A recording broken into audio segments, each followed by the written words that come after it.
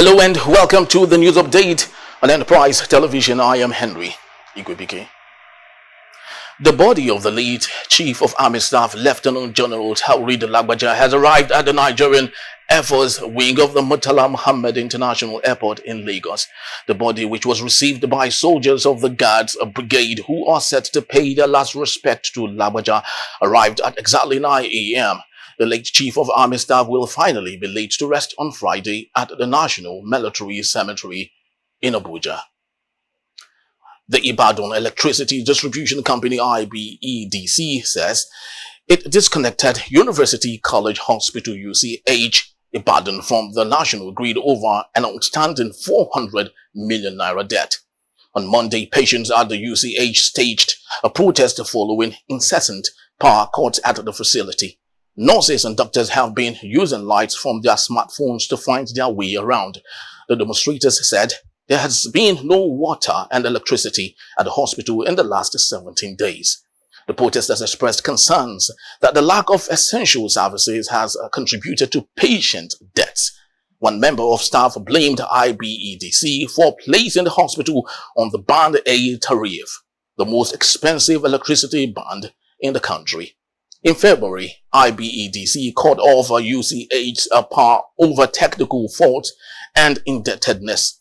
At the time, the company said the hospital owed about 500 million naira in electricity bills. The Inspector General of Police, IGP Kayode Egbetokun, has banned security aides and escorts from accompanying VIPs into the polling booth and collation centers during the governorship election in Ondo State.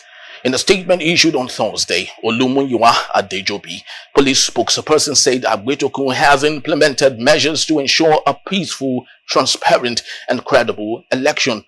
Egbetokun named Sylvester Alabi, Deputy Inspector General, as the coordinating DIG for the election to oversee the implementation of security strategies and to maintain the law and order throughout the electoral period.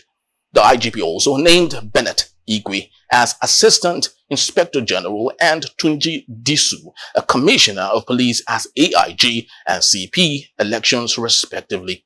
Egbetokun said all movement on roads, waterways and other means of transportation are restricted from 6 a.m. to 6 p.m. in the state on Saturday, except for those on essential services such as ambulances, media officials and fire service personnel.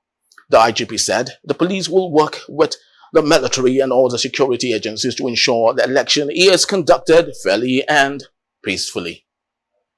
Now to our foreign news.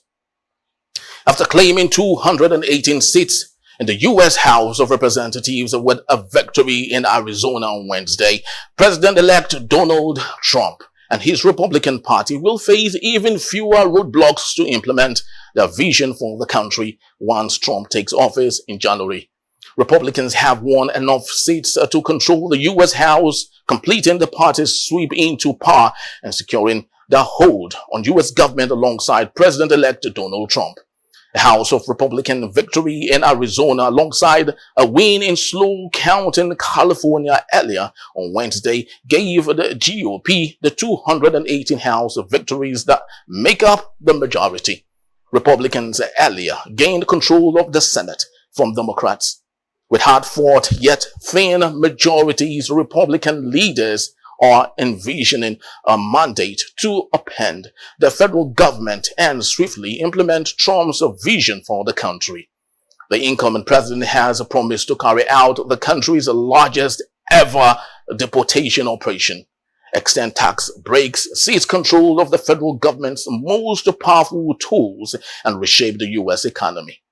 The GOP election victories ensure that Congress will be fully on board for the agenda.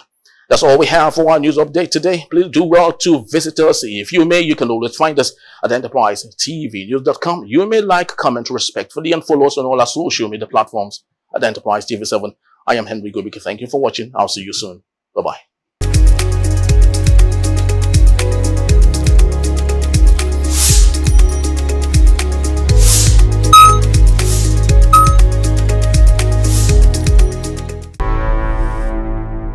Enterprise TV, a tradition of truth.